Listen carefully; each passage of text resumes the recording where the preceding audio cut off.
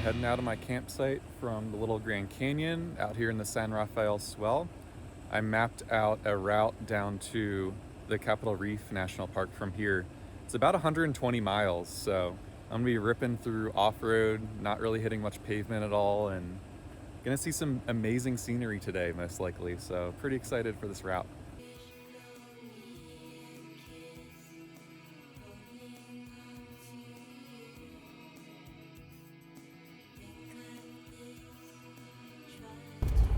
So I'm driving on an official road. It's called the Crane Wash. So this is kind of like a dried up creek bed. Tons of tire tracks here. Well, not tons, but some tire tracks here. I'm just cruising through this. It's like pretty cool to like be at the bottom of this creek bed that winds around and kind of pick your own line through this thing.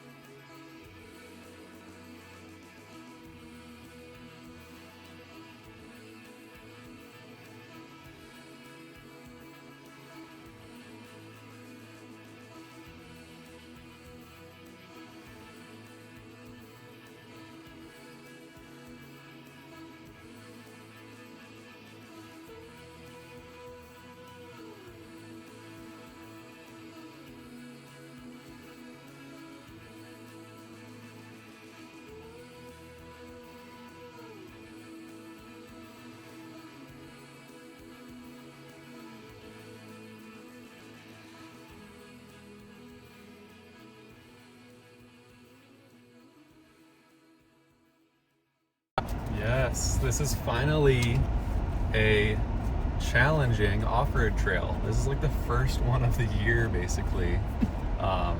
This is why I love Utah. Like, I just want to keep coming back to Utah because I had to turn my locker on, my nose got up in the air. Like, this is what I want. It's super fun. I'm keeping my eyes peeled for camping spots along the way. All right, it's lunchtime. I found this little spot that I back into, a little bit of shade, threw up my awning, and I'm sitting right underneath this golden cathedral making some brats.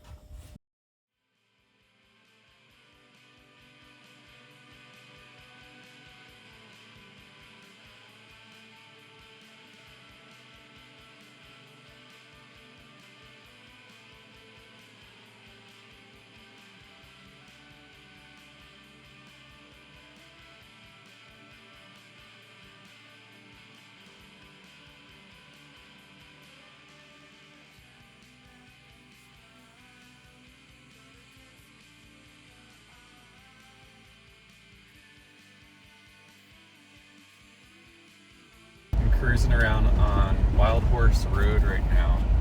It's another wash between this pretty beautiful canyon right outside of that Goblin Valley State Park with the really beautiful rock features. So.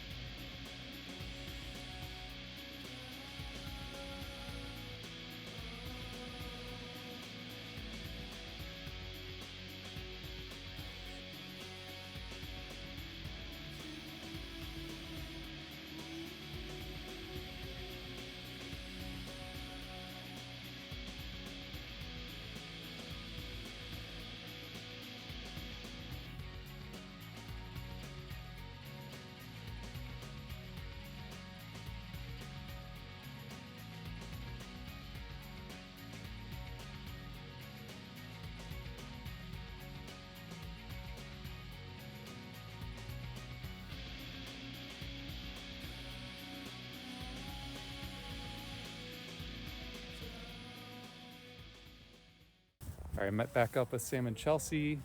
We're at the Fruita campground in the National Park of Capitol Reef, and we're in the apple orchard right now. So we're picking some apples. We're competing with the deer. There's tons of deer around because they love eating the apples here.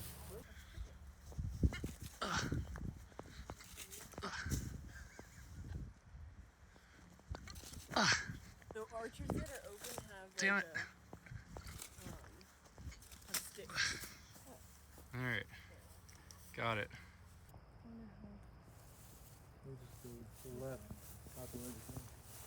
Sam, Chelsea, and I decided to go on a little excursion onto Harnett Road. This is a road that kind of leads from BLM land into the national park.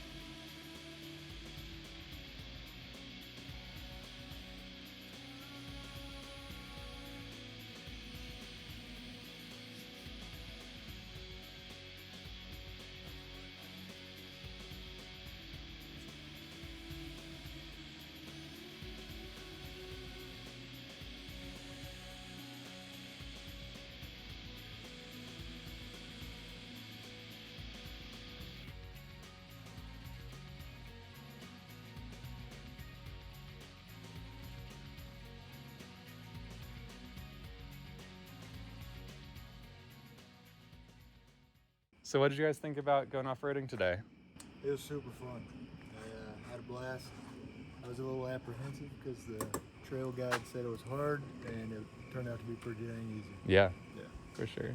Yeah, it was sweet. It was really cool out there. The colors were awesome. The trail was cool. I'm starting on this hike inside a national park called Grand Wash.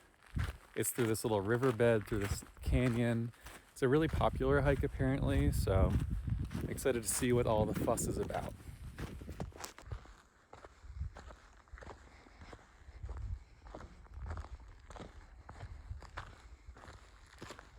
So the reason that they named Capitol Reef National Park Capitol Reef is because when they first saw these structures, it reminded them of the domes of the Capitol building in Washington. So that's why they named it Capitol Reef. It's kind of interesting.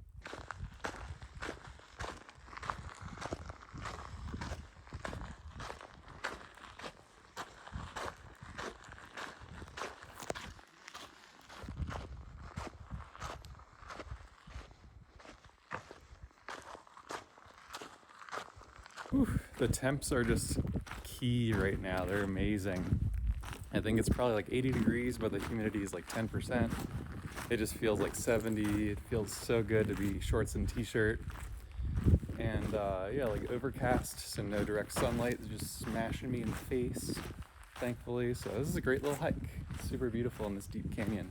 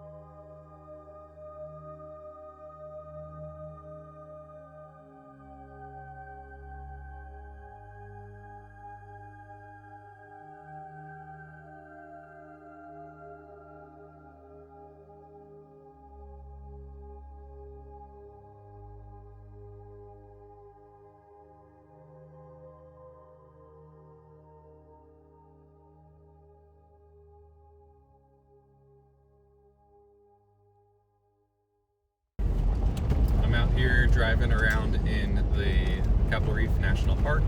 I went in the back way through the Harnett Road. So just kind of cruising around through this really nice green lush land. I'm heading towards what I think is going to be a free dispersed campsite inside the national park, which is kind of a rare thing. So this is out in the country, of course, inside of it. So we'll see how it is. But yeah, it's just like a kind of fun little drive around. It's like this is a very like easy off-road trail through the national park, but it's scenic and beautiful. So having a good time doing it. I took a quick little pit stop off the road to look at this wash. This is a little rock formation, and you can tell when the water comes rushing, it like really erodes away this hard rock. These rocks are super smooth and like kind of like matted down, and it's like this really interesting bubbling pattern. So I just had to go and check it out. You can see where the water normally goes because the rock is a lighter color because it's been etched by the water versus the darker portion that doesn't get etched out. Check out this official free dispersed national park campsite. I'm over here, we got a little bathroom over there. There's 6 sites and there's no one else here. And it's pretty awesome because this short little walk that I'm about to do gives me a full view of the Cathedral Valley in the national park. And it's right at my doorstep.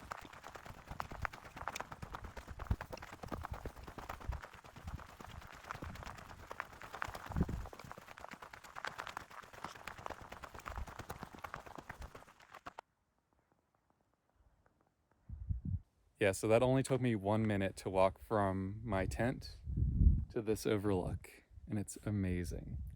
So I'm gonna sit here, listen to a podcast, watch the sunset. It's gonna be a good time. I just arrived to this area called the Gypsum sinkhole, and so this is kind of in this U-shape little alley, and at the end of this apparently is a big sinkhole because there's a lot of, I guess, gypsum at the bottom. And so a lot of the dirt just eroded away and made this deep ditch. So I'm gonna go check it out.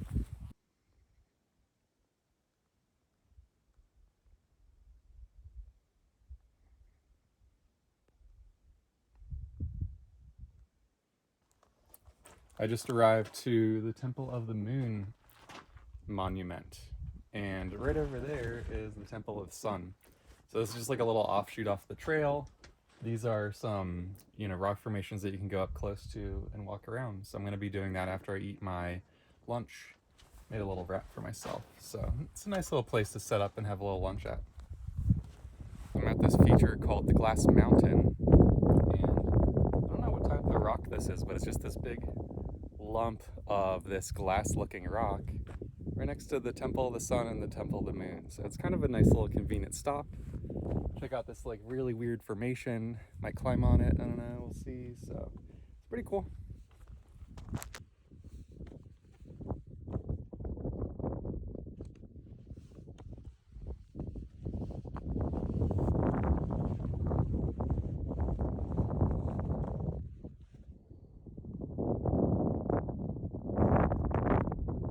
I'm driving along, feels like I'm in Mars, and then I come across this family of desert deer.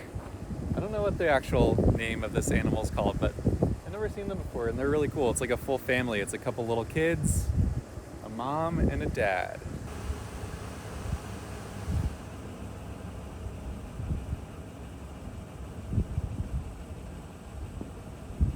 So I heard about this. There's this Mars research station out here, and there's only 3 in the world that are like this. They're out here, and I don't know for sure, but I assume that they're kind of like locked in there doing research and kind of thinking about and like preparing to live on Mars because the landscape is sort of similar. And so I did a small 1-mile hike to this amazing pinnacle. It's in the middle of all this black sand, and it's to this point where you're not allowed to drive anymore, so you have to do this hike. And it just is this obelisk in the middle of the desert. I came around sunset, so it wouldn't be too hot out. There's no direct sun, thankfully. And it's just beautiful right now. So it's just so cool to walk around this and check it out.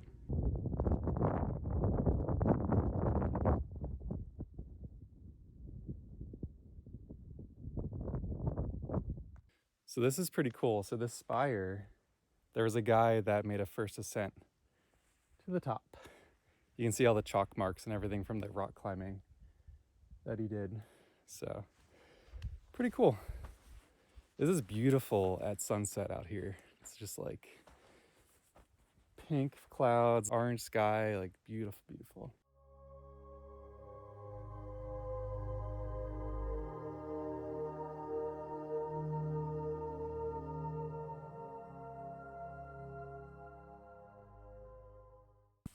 I camped at this area called Skyline View, or the Moon Overlook, last night, just so I could be here at sunrise. And it does not disappoint. It's so beautiful out here. This is like a homey campsite, so there's like 1 million people here, so I'm not going to stick around too long after sunrise, but it's really nice to be out here right now.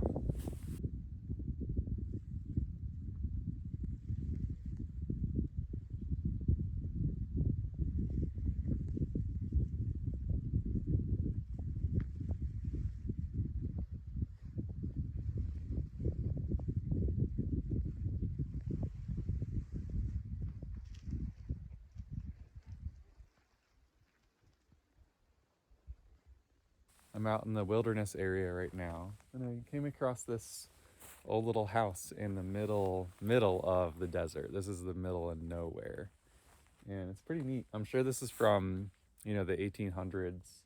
Some settler just built their little ranch out here. There's some like little pens over this way, it looks like, for cattle and such. So pretty beautiful place to set up a little spot, that's for sure.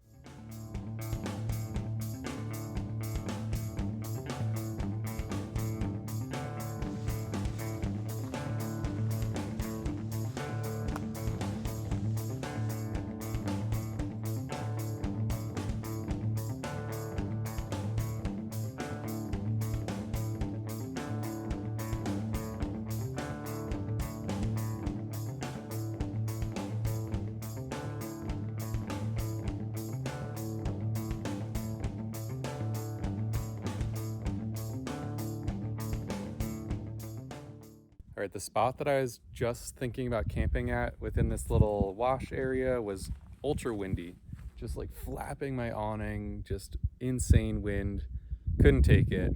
So then I started driving east along the Goblin Valley State Park, and I found this little spot in their dispersed camping area.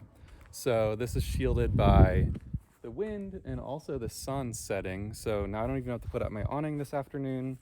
When the sun comes up, it's going to be welcome warmth in the morning. And also my Starlink can point north, which is great. So I have this amazing barrier, and it's way less windy, and it's going to be much more comfortable, thankfully. And it looks like I'm avoiding a lot of wind by being in this little L shape here. Still pretty windy here in this spot, but nothing compared to what is kicking up this massive dust storm ahead of me. So I think this was definitely the right decision to kind of get in this little cover. Even though it's dusty and windy here, I'm getting like sand in my eyeballs, which stinks, but nothing compared to these huge gusts that are ripping through out in the plains out there. The thing that stinks about hanging out here in like the deserty sand area is that when the wind does pick up, it just throws this fine grained sand all over my stuff. So there's just like sand all over my laptop, like on my kitchen area and the trunk, like everywhere. So it's kind of a nuisance to deal with. So I have a lot of microfiber type rags, just like brush it off really quick, and definitely need like a little vacuum session back here, but it's worth it. It's beautiful out here. Temp's great. Shade's just coming in over here at 4:30 p.m. So now it's gonna kind of protect me from the late afternoon sun. So yeah, it's been amazing out here at this campsite. I'm overstaying the longevity of what I thought I was going to, because it's just a great spot. So really happy with it. But yeah, so I'm gonna be heading out of here soon. This spot has been amazing. The San Rafael Swell has been amazing. I'll definitely be back here. There's a lot more to explore out here. So yeah, I'm definitely looking forward to being back and enjoying this beautiful scenery once again.